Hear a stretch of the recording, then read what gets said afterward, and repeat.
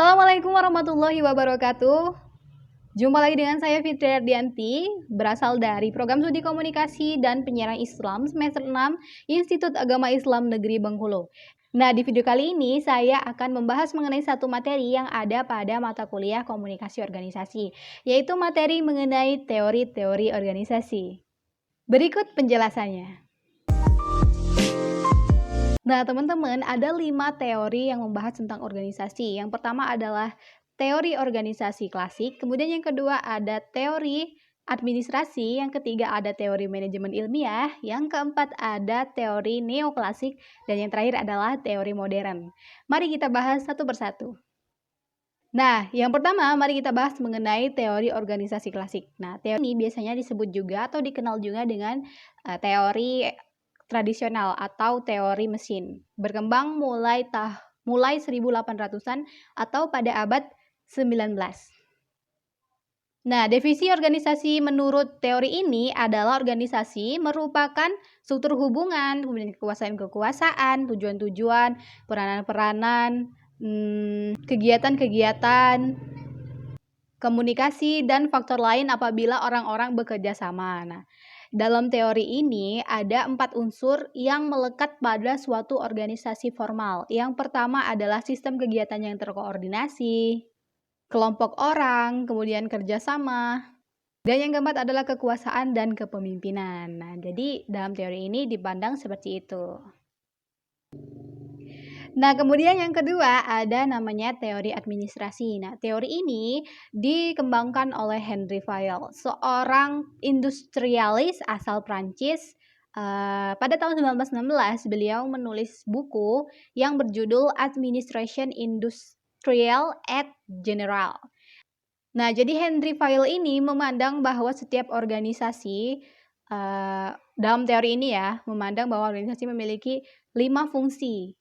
Kegiatan manajerial atau administrasi tadi ya. Yang pertama adalah perencanaan, yang kedua adalah pengorganisasian, yang ketiga pemberian perintah, yang keempat pengkoordinasian, dan yang kelima adalah pengawasan. Jadi itu adalah fungsi-fungsi dari manajemen atau dari suatu organisasi.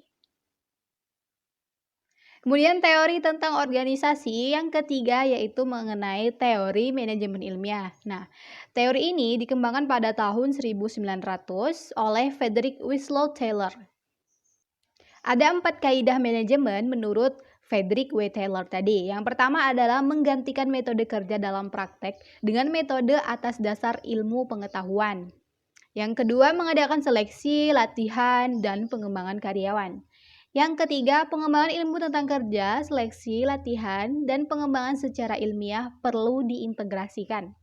Dan yang terakhir, kaidah manajemen menurut Frederick tadi yaitu perlu dikembangkan semangat dan mental karyawan untuk mencapai manfaat manajemen ilmiah.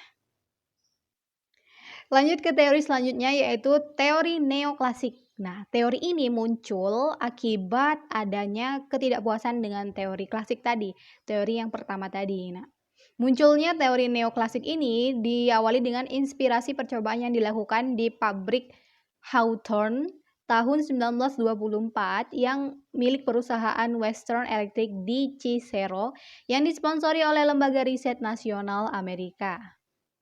Nah, percobaan yang dilakukan Elton Mayo, seorang riset dari Western Electric, menyimpulkan bahwa pentingnya memperhatikan insentif upah dan kondisi kerja karyawan dipandang sebagai faktor penting peningkatan produktivitas. Nah, kemudian teori organisasi yang terakhir atau yang kelima adalah teori modern. Nah, teori ini muncul pada tahun 1950. Dan teori ini muncul akibat ketidakpuasan pada teori-teori sebelumnya, yaitu teori klasik dan teori neoklasik. Teori modern ini sering dikenal atau disebut juga dengan analisa sistem atau teori terbuka. Nah, teori organisasi modern ini memandang atau melihat bahwa suatu organisasi adalah satu kesatuan yang tidak dapat dipisahkan dan mereka saling bergantungan satu sama lain. Dikatakan juga bahwa organisasi bukan sistem yang tertutup yang berkaitan dengan lingkungan yang stabil, akan tetapi organisasi merupakan sistem terbuka yang berkaitan dengan lingkungan, dan apabila ingin di-survival atau ingin bertahan hidup, maka suatu organisasi itu harus bisa beradaptasi dengan lingkungan yang ada. Nah, baik teman-teman, cukup sekian penjelasan mengenai teori-teori organisasi. Semoga dapat dipahami dan semoga dapat dijadikan pelajaran atau menambah wawasan dan ilmu teman-teman semua. Mohon maaf jika ada kata-kata yang salah. Saya ucapkan terima kasih. Saya akhiri. Wassalamualaikum warahmatullahi wabarakatuh.